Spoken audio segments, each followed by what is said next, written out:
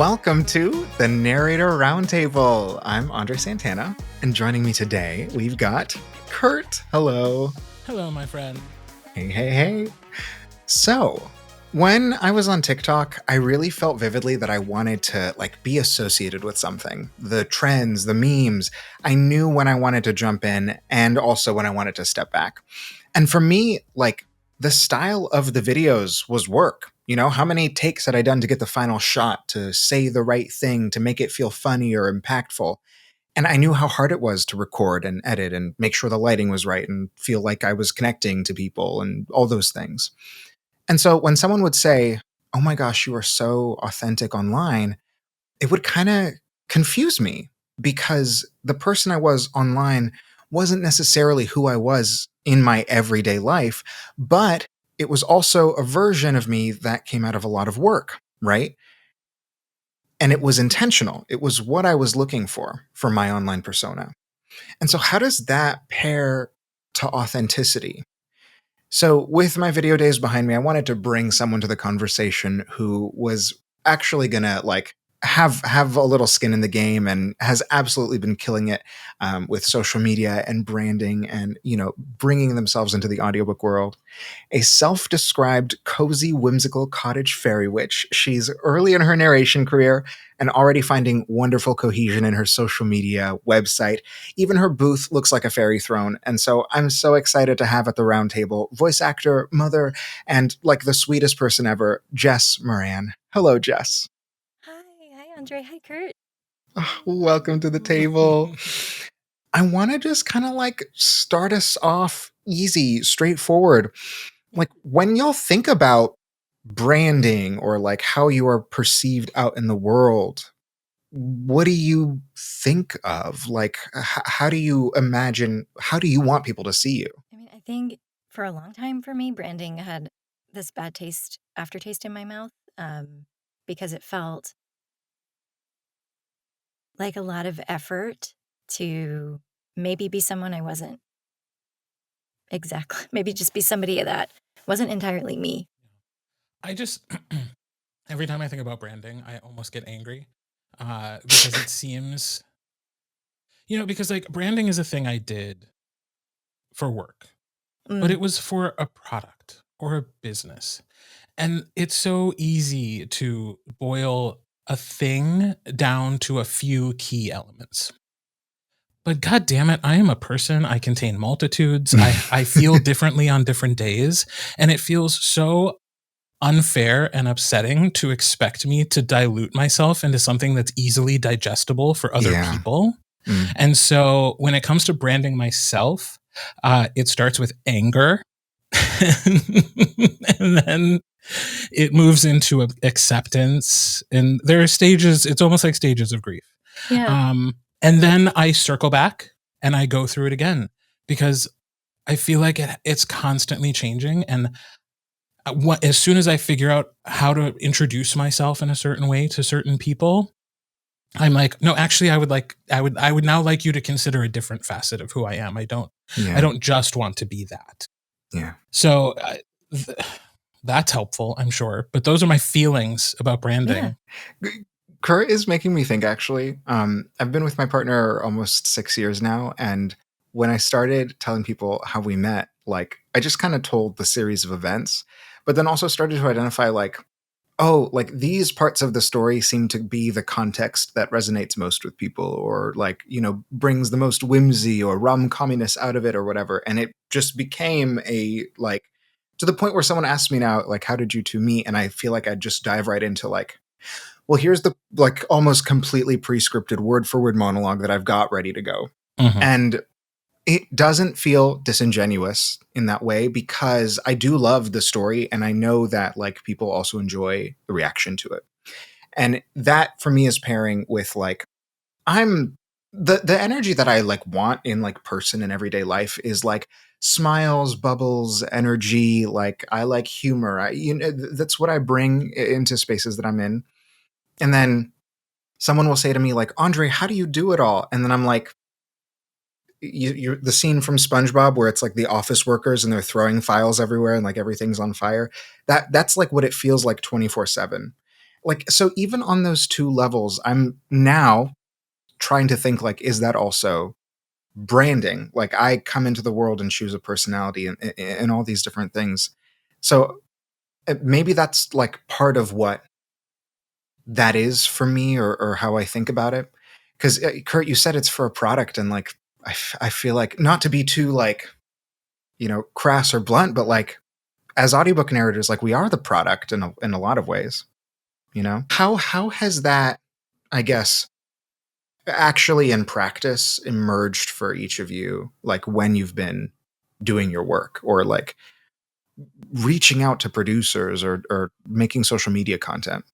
I was thinking a little bit about this today because when I first got started narrating and I made an Instagram account, I didn't even have any books. And I felt very awkward, even posting at all.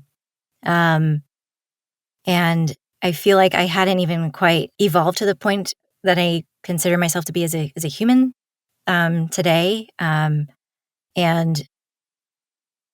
I would write to casting folks and do my reach outs, but I don't really feel like I had a sense of what I was quite saying, Yeah, other than, hey, yeah, this is me and please hire me.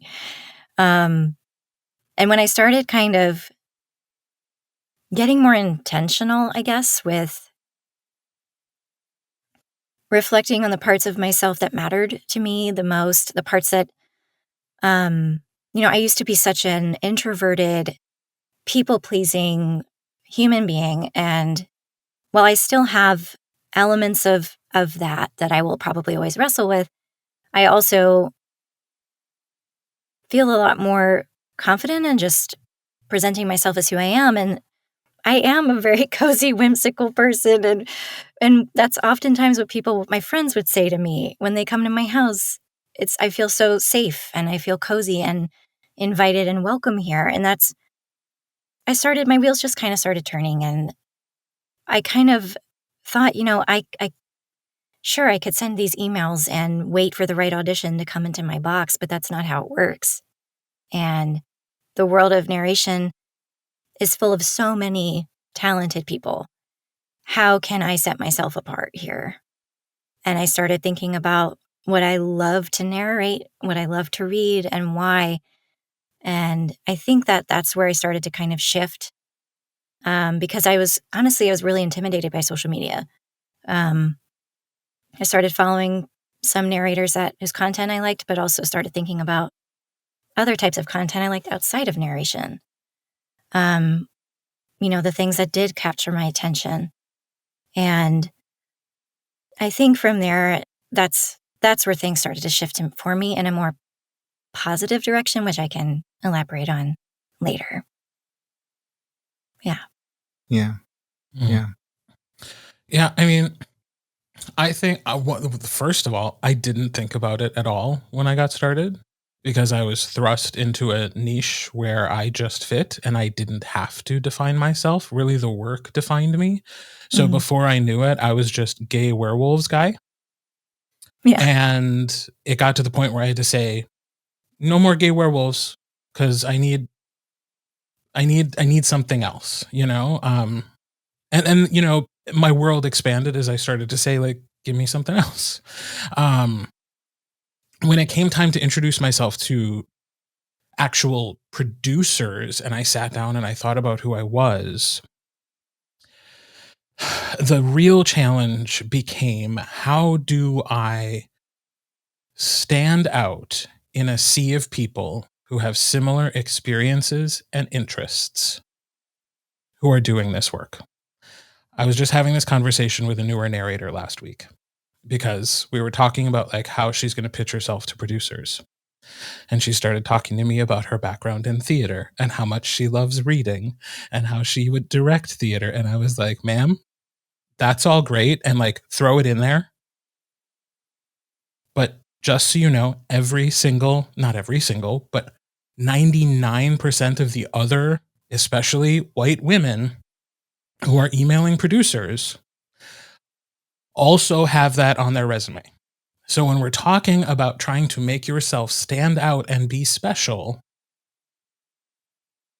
what is it? Like, what are the experiences that you've had and like the personality traits that you have, your likes, your interests that make you memorable so that when the right book comes along, it's for you. And a big part of that for me was always being a gay person from the Midwest, wanting to do young adult work, like the kinds of books that I was not able to read as a child, but that I would have liked to. And for the most part, I think I successfully marketed myself that way, you know? Um, and then, the frustration set in again, where it's like, am I only qualified to do books about gay people or only qualified to do gay romance? So, it's I'm part of the reason why this conversation makes me mad, is because I'm in the middle of it again right now and really thinking about like, who am I? And it's like, it's time to do another round of introductions and emails. And it's like, okay, so what am I going to talk about this time? How can I stand out? And I've talked about theater background, and I've talked about being a speech and debate coach, and I've talked about being neurospicy. And again, it's like, pew, pew, pew. Everybody's got it. Like once, we started talking about ourselves and started relating to other people, you realize like, oh, actually there's a lot of us in this industry who have a lot in common. Yeah. Yeah. So why, and it always feels like you're trying to justify why you're better than somebody else, which I'm so bad at. I'm not good at being like, yes, give me the work instead of that person. It's the part of selling myself I don't like. I'm happy to say I'm good. I'd be great at that. But I'm very uncomfortable being like, no. Not that person. Me. Yeah. Yeah. I've got like 3 trains of thought that I hope I keep in my head right now. I've had like 3 auditions, a few auditions that I've been really excited about since December.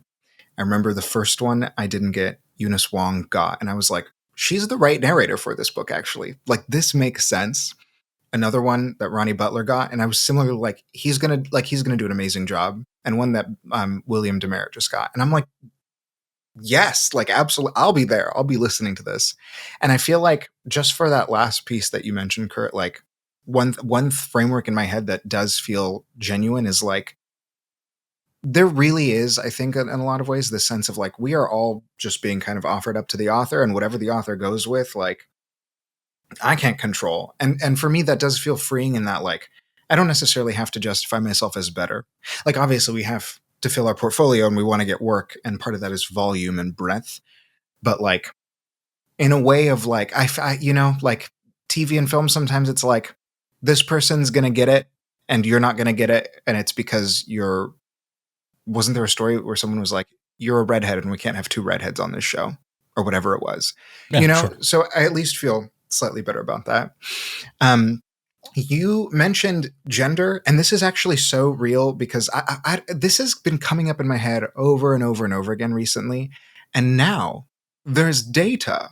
And I think this is the first time it's being talked about, like literally as we record, but it will probably be out by the time this episode comes out, which is, the National Association for Voice Actors, NAVA, does their State of Voiceover survey.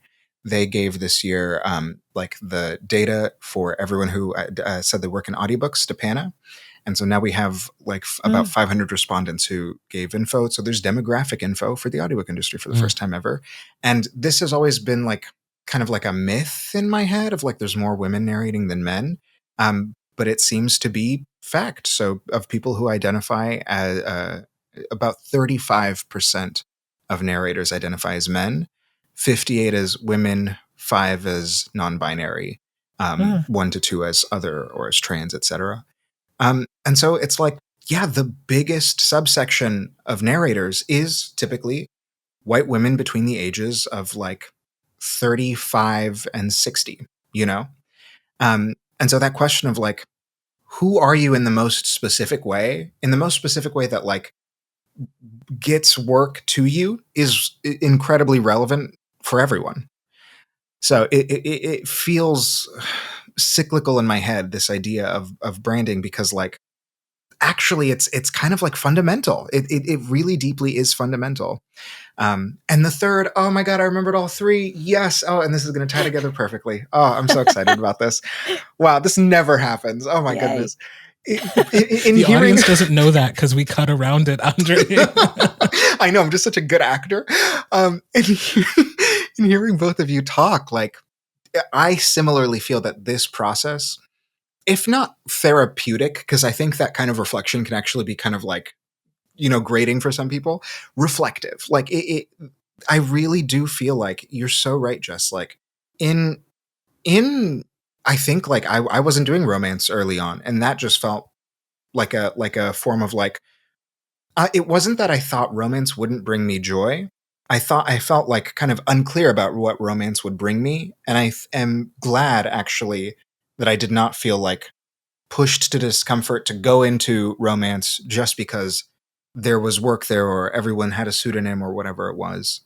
Like I think that like I've really had to ask a lot of questions about like who I am and what feels right and what aligns. And that has been like an ongoing evolution. Like I went back at one point to I looked at like Wayback Machine captures of my website like over the years, and like every change, and I was like, why did I switch to that? Oh, right, because I feel like I learned that about myself, or like someone sent me this book and I was like, I never want to get this again, and then I switched to whatever it was, I don't think that actually happened, but broadly it has been like this evolution, and I feel like the more I learn about myself, the easier it gets to say like, this is the kind of book that I want. And I think that the challenge, and I think the reason people get, master's degrees in marketing is, like you said, like narrowing it down to like a catchphrase, or like bringing it down into like a vibe on your website, or doing all these things. And it's hard, and it's not guaranteed to pan out. Right. Mm-hmm. So it just becomes this and like if cycle. I can just pile on. Yeah, please. And pile. You can't make yourself seem too different or too out of the box, because you won't get work. You might get the occasional job where they're looking for something truly unique and different and out there. Mm-hmm. But we have to fit inside the mold of what audiobook narration sounds like right now. And you can't stray too far before people stop considering you. Because there is a sound. There's an audiobook sound. That even if people don't like it, they know that that's what the consumers are buying. And so that's what they have to hire. So yes, I'm unique, I'm different, I'm special. I'm a unique flower, snowflake, whatever, but also not too much. I will fit into that mold. I will fit into your snowflake mold. I love How do we that Reddit communicate that? checklist. Yeah. It's, I don't know, like, just for you, like when you felt like you felt like you like shifted over time like that, did it feel like it was the actual process of like reflecting for how you wanted to learn about these things, or did you feel like it was the journey of moving through audiobooks? Like, what was that alignment? I would definitely say it was the journey of moving through this. I had been a stay-at-home parent for, at that point, close to 5 years. And I was just so, I feel like I always have to say I love my kids, but it's really fucking hard. Yes. I have 3 of them. And I was, by my third, I was in postpartum depression. It was just rough. And I was thinking, I need something for myself, because I just felt lost. And I'm really bad at half-assing anything. So I just dove in to audiobooks. And it was really just through my training, of course, but also just meeting other narrators who, like Kirt was saying, we're all kind of similar in a lot of ways, I think. I was the weird introverted drama kid in high school, who was just trying to fit in with people. And when I meet people who get my sense of humor right away. I'm like, okay, we can be friends because not everybody gets my sense of humor. Anyway, it was kind of like stumbling into this wide space of my people again. And it was just like coming like, okay, this is a good space for me. And then through that process, I just started feeling this confidence kind of come back to me that for years with being stuck with poopy diapers and whatever, I had just had lost that sense of myself. And it was like I was just kind of unearthing her again, but in this new version where I started just to feel more empowered in my voice, no pun intended, but just more empowered in that sense of me. And with regards to social media and getting really, really specific, that was definitely a part of my initial reflection process. However, I am also always one to say as a footnote that I see it as an evolving place for myself. I don't want to always be this one thing because I will not always be this way. You know, things happen in life that impact a person. I've been more and more vocal in the past few years that I am queer, and that's not something I, with my upbringing, ever would have stated out loud. And there's still some people who don't even know that. But I think just finding this community and realizing there are just so many stories out there. Like, I don't want to limit myself all the time. And the reason I started looking at myself with social media and how I wanted to present myself was because I didn't want to wait around for the right casting director or producer to find me. I knew what kind of work I wanted to do and the stories I love to be a part of. I always, like I mentioned a bit earlier, I want people to feel safe and welcome and cozy when they're with me. That is something that's important in my personal life and here. You mentioned several things that are really resonating with me. Like, one, your journey of having to unearth yourself. And I've always appreciated the notion like when you're creating a character, you're not building them, you're excavating them. And to turn that process inward to figure out who you are sounds really fucking scary, but also maybe useful. Yes. Yeah. I'm also incredibly envious, and maybe it's just because of where you are in your career, or maybe we're just different types of people, but that knowing what kind of work you want to do. Because my problem is I don't want to do one kind of work or even like one pocket of work. Like what I crave is variety, difference, challenge, you know? Which again is such a challenge when it comes to branding, because it's like, who are you and what would you like to do? Everything and everything. Please and thank you. Yeah. But yeah, you gave me a lot to think about as I move forward in my branding journey. Yeah. Well, I think like that's what I was also kind of alluding to that with the seeing it as something that will evolve, because I mean, I freaking love cozy fantasy. Like, that's no secret. Mm-hmm. But I really like fantasy horror. Mm-hmm. And I recently narrated a fantasy horror and I had the best time and I was loving it. And I was reflecting on that. And I was talking to a friend of mine before I posted the reel for that particular book. I said, this is really not my normal vibe here. I'm a little nervous to post this because here I am worrying about how people are going to receive that, who are in certain pockets. And in the end, I was like, you know what? This is my career and I can't please everybody all the time. And that's something I've learned as a human, but I also want to make sure I apply that to my career trajectory. And I was thinking about the fantasy horror books that I've read because that wasn't really something I ever thought would be on my path. But then I not so much care about the author anymore, but Neil Gaiman's books were hugely influential to me. I loved them. And so that's when I realized, like, oh, that's where it is. And it's given me a lot to think about, because honestly, I would love to do more of that genre. And it would shift how I maybe do some of my own branding and that sort of things. And I want to be okay with that. I don't ever want to be so rigid with this is how it is, that I miss that variety. Like, I miss an opportunity for variety because I'm so laser focused, Yeah. I feel like I've been on the fortunate receiving side of variety. Like, very, very early on, I thought I was kind of cordoned off into fantasy and then into YA. And then I think, like, by the time I had been in it for a couple years, the walls really expanded. And I want to turn back to people and be able to say, like, here's the thing I did to get this, doctors hate him or whatever it is.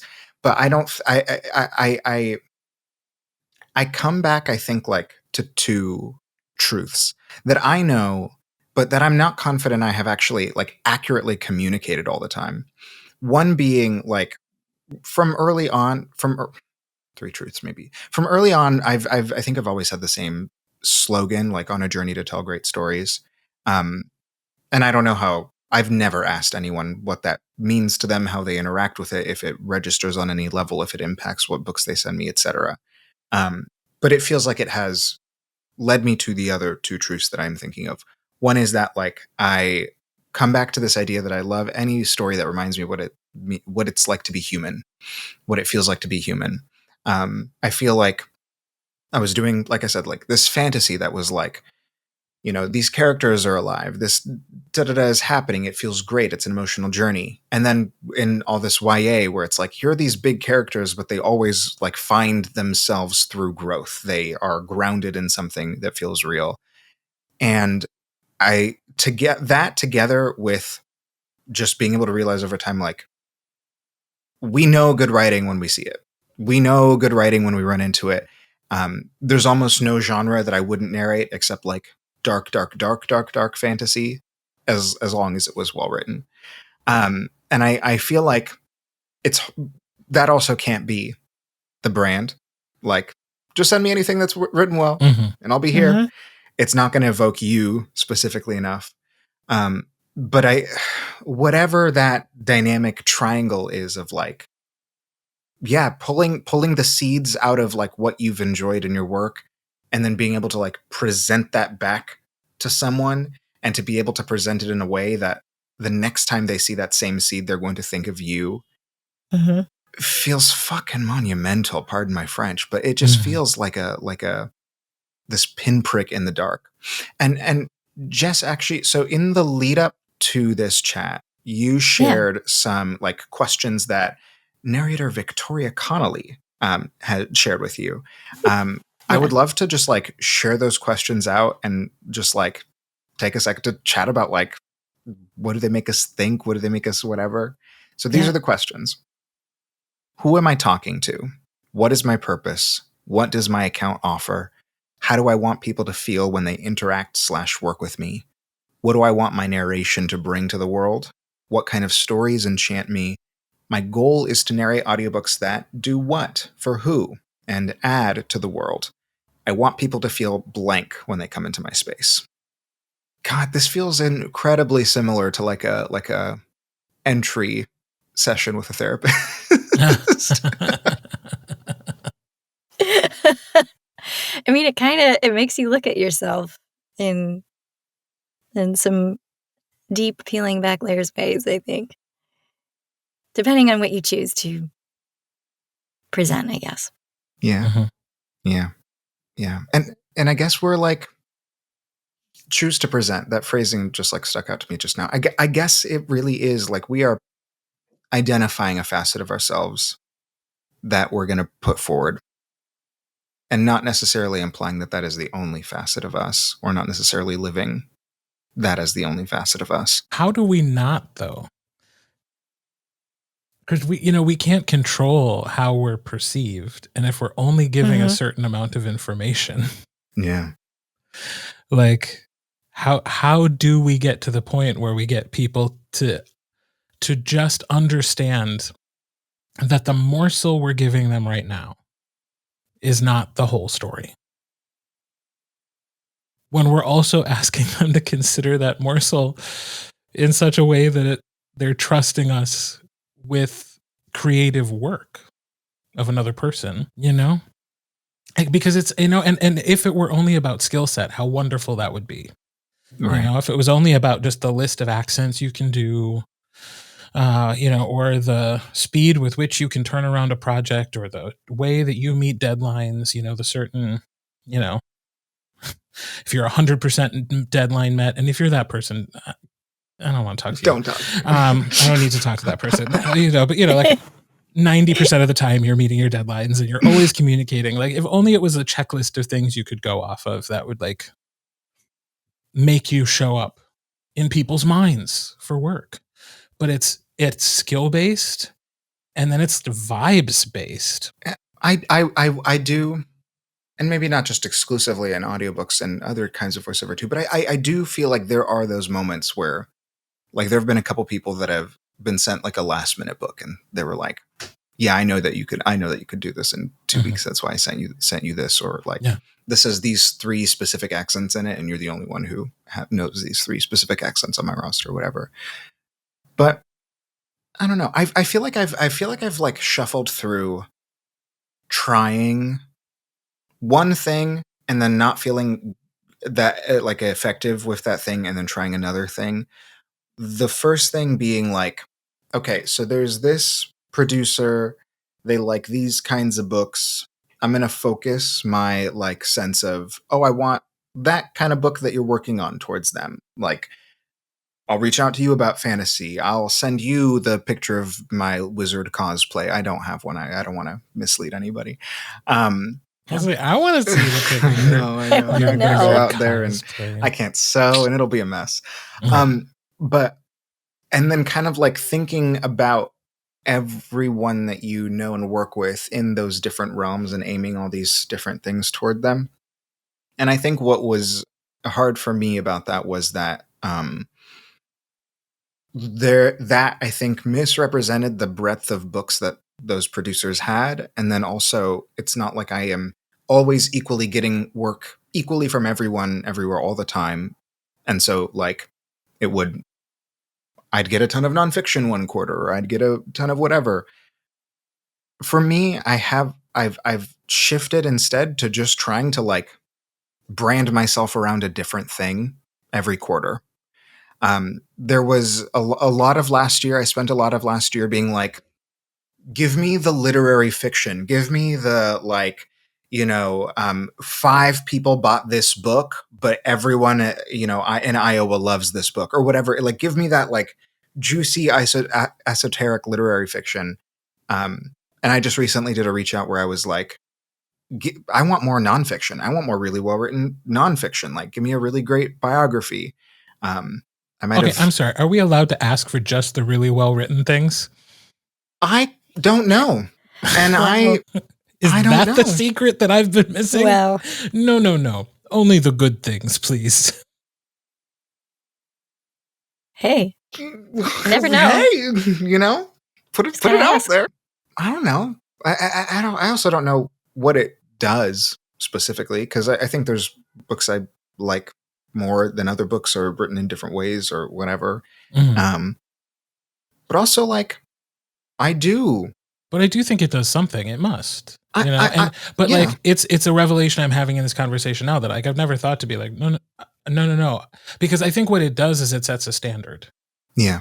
It says I have standards. And even though I know I have standards, I guess the assumption was that other people would think that that's true. Yeah. And I've been very fortunate to have a lot of very well written work, but I've never thought about putting it out there to be like, I would like a well written nonfiction or a really gripping thriller, like to put in the quality of the work that I'm looking for, not just the type. Yeah. Because honestly, like, I feel like I know one reality that feels accurate about the audiobook industry right now, and publishing too, is that like people want to make as much money out of publishing as possible. I think that's always true. And that also means that there are spaces where like there are people who are putting out book after book after book after book, month after month, and their goal is just to get as many titles out. You know, I had one author who like wrote themselves, you know, online publicly, and they were like, "I'm not trying to write like a National Book Award winner here. I just want to get this story out the door, and I want to like sell as many copies of it as possible." And I'm like, "Why wouldn't you? Why wouldn't you want Mhm. that?"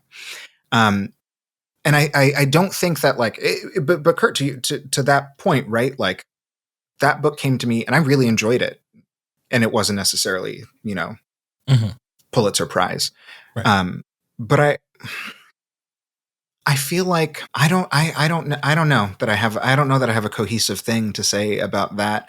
But ultimately there are these titles that like are really pushed out the door to get produced, and someone has to record them. Um, and maybe sometimes it won't be us. Maybe sometimes it won't be us. And maybe, you know, I've tried to be, when I turn things down, increasingly more specific about why I'm turning them down. Um, I got a premise for a book that I was like, I could do this. I have the space in my schedule, and I just, this isn't really exciting me or pulling me in, and I don't think I'd have like a really fun time doing this, and so I think I'm going to turn it down. And maybe we do have to say more of that in explicit terms so that people get a sense of what we're looking for. I think especially when you're turning work down, you have to be explicit. Yeah. Yeah. And it's different when you're talking directly to the author. I mean, you want to be clear but very specific, but especially if you're working through a production house or a publisher and they're offering you something and there's something that you distinctly want to avoid, like you do not have to mince words with those casting directors. Just tell them, this is the line that this one crosses and I don't want to cross that line. I think they appreciate it. I want to throw a question to you, which is like, I'm curious for you. You reflected on these questions. You kind of like identified, you characterized your vibe in the way that you were most excited to, and then you made content. And like, what was because that feels like its own step. And I remember when I was on TikTok seeing all your videos of uh, like, are you an author out there with like a you know, fantasy this, or like like I'm the narrator you've been with. I'm like, what Mhm. is your journey been like making that? It was kind of when initially I was thinking, I don't want to wait for the projects I hope to work on to fall into my inbox. And I've been on Instagram for a really long time. I've met a lot of my friends honestly on Instagram. And I started thinking, well, why not just start putting myself out there? It felt a little bit cheesy, and it probably seemed cheesy to some of my colleagues, but I really wasn't posting for my colleagues. I was posting to connect with authors. And as much of my work has been indie work, I have really enjoyed that process of making friends with some of the authors that I've worked with. Um, and they, they put so much effort into self-publishing, and I work with some authors who put out a lot of books every year. I work with some who take a couple of years to write their next in the series. But what I noticed with those videos was that I did connect with authors. They're like, hey, yeah. And it worked. And it took work on my part too. I I think I posted fairly consistently for probably about 4 months.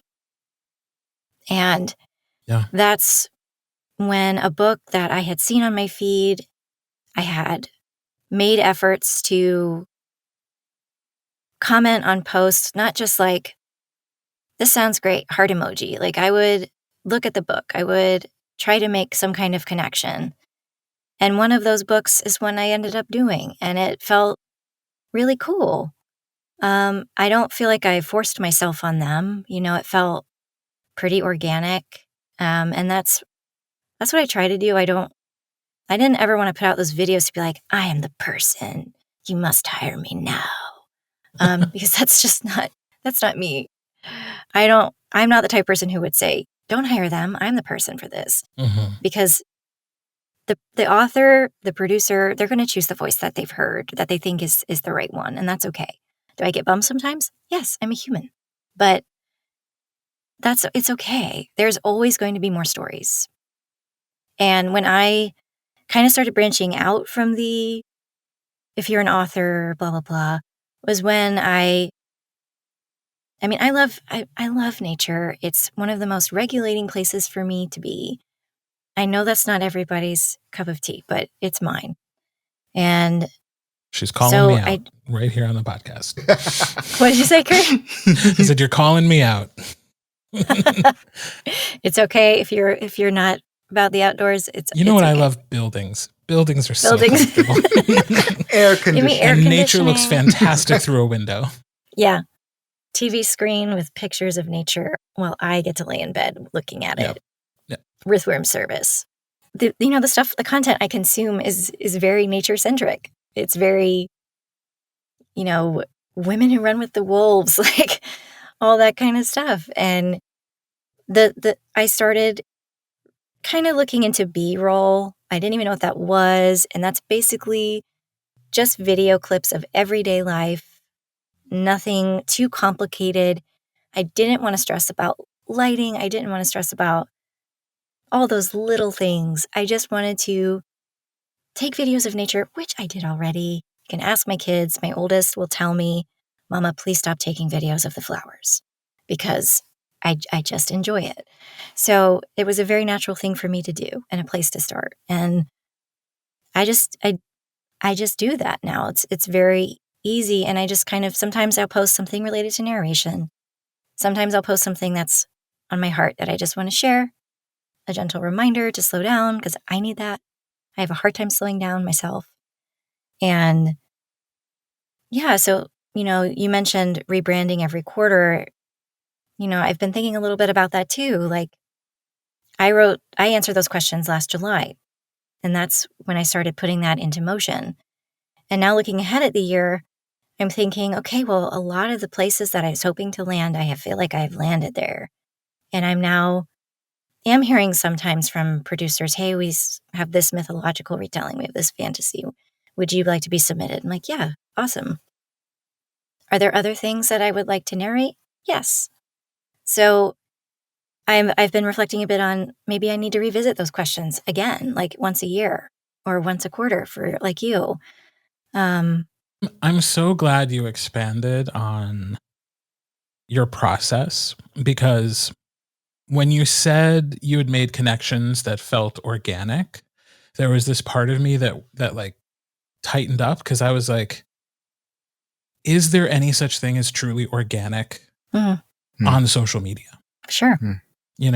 Because unless you're bumping into somebody on the street, how is it an organic meeting? Like, we are curating, we are intentionally putting things out in the world, and it's coming from both sides. Like, all we're seeing is the window we choose to have open to each other. And so it is in its essence manufactured. So I'm glad you talked about your process of like starting with things that just you liked to do was the beginning of that process. And so it connected to the organicness of those eventual connections, because you were being truthful to who you are, and putting out maybe a polished version of that, a curated version of that, but it still lays in the center of who you are as a person. And I'm also curious if through that process, you felt like you were still learning more about what it is you wanted. Because I think a roadblock that I'm constantly coming up against is feeling like I have to have it all figured out before I can start presenting it to the world. That's an interesting thought, because as a self-proclaimed recovering perfectionist, like I get that, but like for me personally in the last few years, I've really started to embrace the messy stuff and the grit, and I think maybe that's why I started posting some silly reels of me with like my warm-ups and looking like who knows what you would want to describe that as in my van, because I didn't want people to think I was this polished cottage fairy all the time, because I have a very dirty sense of humor. I love the word fuck. Like there's a lot more to me. We can maybe edit that out, I don't know. But Absolutely not. But there's another side to me. Yes. I did Joel's class, acting for audio, and the animal exercise, I was a lioness. And I feel like that moment for me was just like, there's another part of me that I am not accessing in narration work that I want to access this more. So to me, that is maybe that side that not everybody gets to see.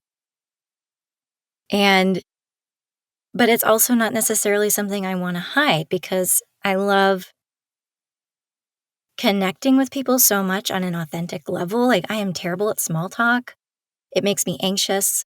I am an oversharer. I like to just dive right in. Same. And be with somebody in that. Because I think we all just go through so much shit on a daily basis, not to mention everything that's going on out there right now. Who wants polished all the time? And I think there's something attractive about being able to show that unpolished side more often, whatever that might look like. For me right now, it's just my goofy reels when I think of something funny that I just think that'd be kind of fun to share. And I do. And that might change over time. But I think that's what a lot of that anger for many people is with social media, because you feel like you have to have this box ready to say, here, this is me. For me, social media has become something that's this really lumpy, awkwardly wrapped leg lamp from A Christmas Story, where I just like, I don't know. I don't even know where I'm going with that one. So I'm just going to stop now. I think though that's why I like don't understand and like am constantly struggling with social media, but like podcasts make so much sense to me because you do get to dive deep. Yeah. And like, yes, of course, like every single one of us who comes on this podcast and those of us who host it, like there's the censor in the back of our heads about like the things we truly shouldn't say. But this, I think, is a much deeper dive into who we actually are as people and the way we actually think. And we have a chance to say it wrong sometimes. And then like through the course of conversation, eventually get to something that we truly can stand behind and believe in. And so, I mean, I forget sometimes that like podcasts are a form of social media. But this long form social media is something that like I understand, it makes sense to me. And somehow I just got to figure out how to shorten it. It's been this back and forth with me on this exact point too, because I remember like two different things. One is when I started, I was making all these like hyper curated, super energetic, like no breath space, like narrated over. I've got colorful caption videos all over TikTok. And I remember I did that the first time I went into a studio. I did that when I went to this, there was a screening of a Tick, Tick, Boom, and then Andrew Garfield did a Q&A after. And so I was like, oh, here's me like going and doing this thing. And the reception of those was fine. And when I say reception, I do not mean like people in my life who happen to be on TikTok. I do not mean like my kind of relationship to these things. When I say reception, I mean like algorithmically, like they got an average number of likes. I remember the Tick Tick Boom video. I made a follow-up because I remembered this anecdote that Andrew Garfield had shared at the event. And I stitched myself and then just shared the video, just shared the little anecdote. And I think under the influence of something. I was just sitting on my couch, like in a sweater, and I was just like, it was like a 10-second long video, and I was just like, and then this happened. That got like 25 times as many like views, likes, etc., whatever, than the original video. I had made all these videos of like, I'm in the booth, it's me, I'm recording, I'm doing this stuff. Again, like, mild reception, say for like a Winnie the Pooh video once. And then I was in Boston visiting my boyfriend's sister, and there were these posters, and I just started like, I'm like, this is amusing, and I started taking photos. And then I was like, this is going to be like, I find this funny right now. Like, I'm barely worried about what anyone thinks later. I find this so funny right now. And I put it together, and I just like little green screen head behind the picture, just like jumped into every scene and then just like read what was on the poster, and that was the entire video. And that by like leaps and bounds, like 2 million views was my most viewed TikTok of all time. That I like barely thought of. Yeah. Did not play. You know what I mean? And so like on one level, like there were these videos that I like felt like I cared for them. Like I put them together, and they felt like they emotionally resonated with me, and they were really thought out and structured. And on a personal level, like the people I actually knew in my life, like connected with them, and we talked to each other behind the scenes. And then on this other level, like the unrefined, the mess, etc., people had more fun with it. It spread in this different way.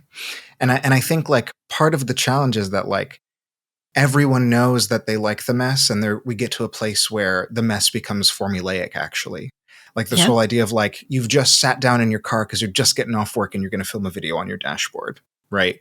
Or the Gen Z, like, I'm so excited to say this thing that I hit record, and I've already I already talk before I've even put my phone down. So like, we're going to have that moment while I'm talking and the video starts, and I'm going to put my phone down. And those things are like, are so structural to the point where they're like being taught. And so if it feels like there's this weird middle ground, and the reality of what I think it all means, and I think a lot of people have addressed this, is that like you have this valley of authenticity, if we want to identify it that way. And the authenticity, I think, like we bring that to the art, we bring that to the video making, we bring that to our presence in these spaces. But for those things to reach out and impact in the ways that we consistently want them to, if you want to, get the 100,000 followers, if you want to do all these different things, sometimes it is about taking that thing that started out authentic, started out humorous, started out joyful, and then squeezing it to death and making the absolute most predictable formula out of it, and just putting that out as consistently as possible and hoping that people like arrive. And I feel like Jess, what I really celebrate your content for is that like now having the backstory, I know you started in this place of joy, and I consistently feel like joy and celebration. Like you clearly enjoy the way that you're presenting yourself. You enjoy the way that you're connecting, and it's been effective for you. And I also like, because you're open to evolving, because of all these things, I'm not getting this sense of like exhaustion from you, of like, oh, like I have to, here I am, like showing up in this way again. And I feel like I got exhausted. And I feel like that's why I stopped making videos, is because it exhausted me. And so there's a little valley somewhere in the middle. I have hit burnout points before. I think when I was showing up in ways that probably just weren't quite me. But that's my journey. But I think maybe that is just what has made this different, is that I really do just like doing it. And I don't put pressure on myself to post every day anymore, like I was at the beginning. That was hot. That was tough. It was. The reason I did that was because I felt like it was almost necessary to set myself apart somehow amongst all the white women that are out there trying to narrate in my age bracket. No. And it has worked well for me, and I am proud of it, and I feel kind of cringy sometimes when I say that, because social media has such this, you either love it or you hate it, or you're somewhere in the middle. And I think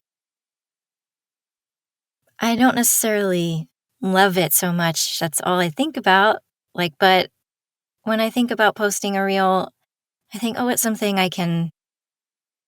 that I enjoyed looking at this week that somebody else might, and what can I put there? And it always comes down to intention, I think, for me. And I used to show up in a way on my personal Instagram when I was deep in the newborn days. I think that's where I started just writing there, and I would just write posts that were not the, my kid can name all their colors and blah blah blah. It was like I have had like 5 minutes of sleep, and I've had 3 C-sections, and this sucks. This is not easy. And I just wanted to connect to other moms or parents who were in that place, and I started just writing about it, and that led to connecting to a lot of nature themes. And it's just like, this has just been kind of a path for me, I think, for a while. And it's kind of just led me to where I'm at now. So Yeah. Those first 4 questions from Victoria really tie in for me with what you just said. And I'll repeat, which were, who am I talking to? What is my purpose? What does my account offer? How do I want people to feel when they interact, work with me? Because like what you just said about wanting to connect with other parents and wanting to feel like less isolated in this challenge, beautiful journey, and still an incredibly difficult one. And I think that like literally everybody can ask themselves that about their like time online. I know that I've harped before on feeling like sometimes I think narrators create content for social media that I think they think is about reaching authors, but really only caters to other narrators who are going to like understand and resonate with the experience, which is fine. And it's great community and it's all these things, but it doesn't seem to actually be what they intend. And maybe that just becomes the word, is intentionality, right? Around what we're doing and what our time here is going to be. Because I want joy and peace and a lot of other things from my time online, beyond work. But yeah, it feels that at least I think people can start there. People can start with those small choices. Yeah. I love this. This feels like a nice, natural conclusion. I'm gonna talk us off.